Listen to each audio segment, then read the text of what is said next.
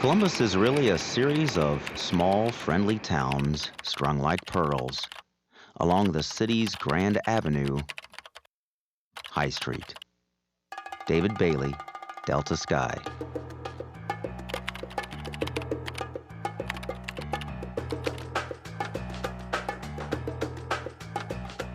In the last few years, Columbus has undergone a transformation. The city has seen a flurry of downtown development and gained an unexpected new profile as a Midwestern style capital. Monica Kimsarov, The New York Times. These days, Columbus, Ohio qualifies for heavy-duty respect and guaranteed never-boring fun for visitors. Add to its rich cultural offerings an impressively diverse, integrated, and tolerant populace, and it's understandable that once there by accident, a visit to relatives, a conference, you're already making lists for your purposeful return. Laura Walsher, The San Diego Union Tribune.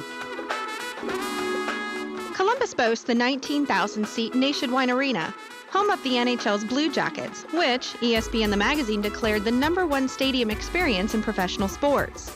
That's high praise, and no doubt it's partly due to the fun neighborhood that surrounds it. You can easily find a weekend's worth of entertainment in Columbus's Arena and Short North districts. Barb Bettistilli, Weekend Trips magazine. Columbus is booming. In some ways, this capital city of more than 700,000 takes many of Charlotte's best features and leaves some of the worst behind. Construction, redevelopment, a big airport, an acclaimed new downtown arena district, and big hotels invite the comparison to Charlotte. You won't find Charlotte's big and rich attitude here. Richard M. Barron, The News and Record, Greensboro, North Carolina. Columbus, Ohio? A hip Midwestern city with an artsy vibe? I didn't think so before I went there, but I do now. It's got a cool side that'll surprise outsiders. Not far from downtown is the Short North Arts District, a neighborhood packed with galleries, restaurants, and boutiques. You can wander for hours. Walking distance from the Short North is the North Market, an indoor gourmet marketplace that rivals Seattle's famed Pike Place Market. There was an historic district, German Village, with cobbled streets, rehab brick homes, and cafes. There were restaurants that bested many of our dining experiences in Chicago. It was downright hip. Barbara Brotman, The Chicago Tribune. There's a reason why travel is so great. Never was that so clear as the steamy midsummer evening spent wandering in Columbus's German Village.